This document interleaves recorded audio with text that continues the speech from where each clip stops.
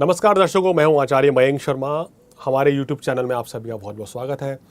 दर्शकों, आज हम चर्चा करेंगे वास्तु दोष के बारे में या नेगेटिव एनर्जी के बारे में, या हम कहते हैं कि हमें नज़र लग जाती है।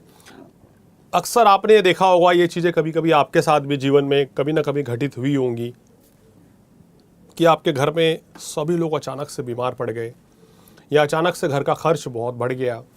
आप पैसा तो बहुत कमा रहे हैं, लेकिन वो सारा पैसा या तो बीमारी पे जा रहा है या फिर घर के साजो सामान में जा रहा है। घर के इलेक्ट्रॉनिक गुड्स जल्दी जल्दी ख़राब हो रहे हैं।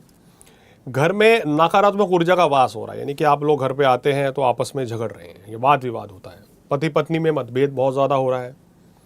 सामान्य मतभेद होना, छोटी मोटी तकरार होना एक आम बात है, लेकिन इस तरह की घटनाएं अगर डेली होती हैं या हफ्ते में 3-4 दिन होती हैं तो कहीं ना कहीं इसको हम कहते हैं कि ये शुभ संकेत नहीं होता है।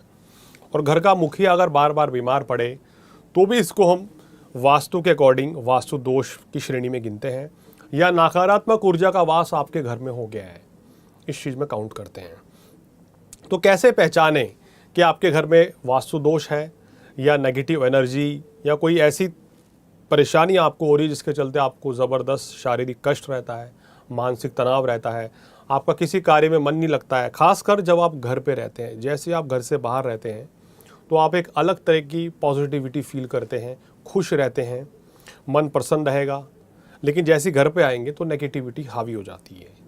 तो अक्सर हमने कई घरों में वास्तु विजिट किए हैं या कई घरों पे हम गए हैं, कहीं फैक्ट्री, कहीं ऐसी दुकानों पर गए हैं जहाँ काम धंधा जो है बिल्कुल मंदा पड़ गया था, बिल्कुल चीज़ें ठहर गई थी। लेकिन वहाँ का वास्तु ठीक करवा कर, कुछ तोड़ फोड़ करा कर, घर में वास्तु में दुकान पर कुछ चीज़ें रखवा कर उस चीज़ को ठीक किया गया। या जहाँ पर नेगेटिव एनर्जी का वास था तो उनकी पूजा कराई गई, गृह शांति कराई गई, जिसके चलते आज उन घरों में, उन ऑफिस, दुकान, फैक्ट्रियों में खुशहाली है, काम बहुत अच्छा चल रहा है, घर में भी कोई बड़ी परेशानी नहीं है। देखिए, मौसम बदलता है, बीमारी आना, खर्च होना एक आम बात है, लेकिन जब ये निरंतर हो जाए कि ऐसी घटनाएं हर महीने हो रही हैं, हर महीने आप बीमार पड़ रहे हैं, हर महीने पैसा जो है वो बीमारी पे जा रहा है, आपके घर का सामान जो है वो जल्दी जल्दी ख़राब हो रहा है, टूट फूट बहुत हो रही है, तो समझिए कि वास्तु दोष घर में आ चुका है। तो कैसे पहचाने कि आपके घर में वास्तु दोष हो? देखिए, शुरुआत करते हैं दक्षिण मुखी मकान से। अक्सर मेरा एक्सपीरियंस रहा है कि दक्षिण मुखी मकान हर लोगों को सूट नहीं करता है। अगर आपकी धनु राशि है, अगर आपकी मेष राशि है और अगर आपकी सिंह राशि है, या आपका मूलांक भाग्यांक 9 है, मूलांक भाग्यांक 1 है, तभी आप दक्षिण मुखी मकान में सुखी रह सकते हैं। अन्यथा बाकी लोगों को साउथ फेस के जो मकान हैं उतनी ज़्यादा सूट नहीं करते हैं, खासकर तब जब वो वास्तु के अकॉर्डिंग ना बने हों। हमने ऐसे बहुत से मकान में विज़िट किया, फैक्ट्री में, दुकान में, जो साउथ दिशा में थी, लेकिन वो तरक्की नहीं कर पा रही थी, वहाँ बड़ी परेशानी थी। तो वास्तु दोष वहाँ पर था और उस वास्तु दोष को ठीक कराया गया, जिसके बाद इस तरह की समस्याओं से छुटकारा मिला। तो अगर आपका भी घर दक्षिण मुखी है और घर में वास्तु भी है, दोष भी है, तो क्या कुछ करें? सर्वप्रथम तो आप मुख्य द्वार पर पंचमुखी हनुमान जी की तस्वीर लगा दीजिए और उस दीवार के अंदर की तरफ, यानी कि जब आपका अंदर का गेट आप बंद कर देते हैं, एक तस्वीर हनुमान जी की पंचमुखी तस्वीर वहाँ लगा दीजिए जिससे घर में वास्तु जो दोष होता है वो दूर हो जाएगा, किसी भी तरह की परेशानी नहीं रहेगी। अगर आपके घर में नेगेटिविटी बहुत ज़्यादा है, आपको लगता है कि हमारे ऊपर किसी तंत्र मंत्र का साया है, या आपको घर में ऐसा लगता है कि कोई व्यक्ति घर में है, बहुत से लोगों ने शिकायत करी कि वो घर में चलते हैं जैसे कोई पीछे परछाई आ रही है, या घर में एक अजीब सी स्मेल आ जाती है, तो वो भी नेगेटिव एनर्जी का संकेत होता है। उससे बचने के लिए आप अपने घर पे नियमित रूप से सुबह और शाम को पूजा करने के बाद कपूर पूरे घर में जलाएं, जिससे कि पॉजिटिविटी वहाँ बनी रहे और इस तरह की समस्याओं से आपको दो चार नहीं होना पड़ेगा। अगर आपके किचन में जो आपका गैस का चूल्हा है उसके सामने अगर सिंक है जहाँ बर्तन धोते हैं, अगर वो आमने सामने हो गई तो ये महावास्तु दोष की श्रेणी में आता है। ऐसे घर में धन हानि, मानसिक तनाव, घरेलू कलह, परेशानी, कार्य व्यवसाय में बाधा, पति पत्नी में परस्पर मतभेद, तनाव की स्थिति पैदा होना, बच्चों का बीमार होना या शिक्षा परीक्षा में बाधा बहुत रहती है। तो अगर आपके घर में भी सिंक और चूल्हा आमने सामने है तो उस सिंक को वहाँ से हटवा दीजिए तो बेहतर रहेगा। अगर हमने देखा है कुछ लोग के दुकान पे, कुछ लोगों की फैक्ट्री में या कुछ लोगों के घर पे रसोई घर के अंदर मंदिर लोग बना लेते हैं या भगवान की तस्वीरें रखते हैं, ये भी वास्तु दोष की श्रेणी में आता है। अगर आपके घर में भी ऐसा है तो मंदिर को रसोई घर से हटा दीजिए। और मंदिर एक पवित्र जगह होना चाहिए, बेडरूम में कभी भी मंदिर नहीं होना चाहिए, तो भी महावास्तु दोष होता है।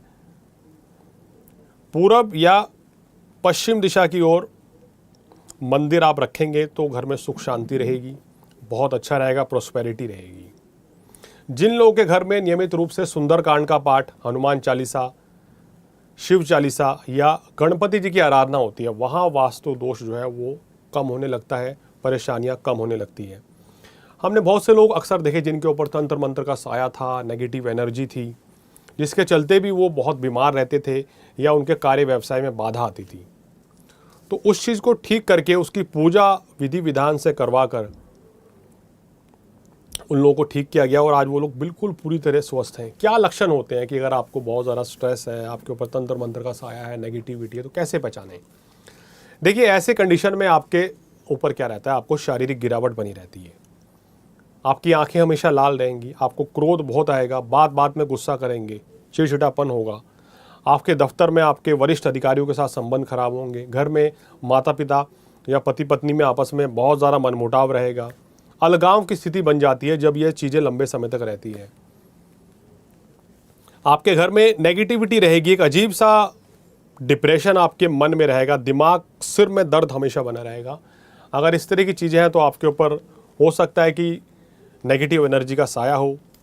अगर आपको लगता है कि इस तरह की समस्या आपके घर में, आपकी फैक्ट्री में, दुकान में, ऑफिस में आ रही है, वास्तु से संबंधित या तंत्र मंत्र या नेगेटिविटी से संबंधित, तो आप हमसे संपर्क कर सकते हैं। हम आपको बताएंगे कैसे आप इन चीज़ों को ठीक कर सकते हैं और क्या है इनका उपाय। एक और चीज़ें बताते हैं, जिनके घर के मुख्य द्वार के बाद कोई गटर होता है, कोई नाली होती है, ये भी बहुत बड़ा वास्तु दोष होता है। अगर ये आपके घर के बाहर है तो उसको पूरी तरीके से कवर करें तो अच्छा रहेगा। और अपने घर पर एक वास्तु दोष नाशक यंत्र स्थापित करें और उसकी नियमित रूप से पूजा करें, तो कहीं ना कहीं वास्तु के कष्टों से आपको नेगेटिविटी से राहत मिलेगी।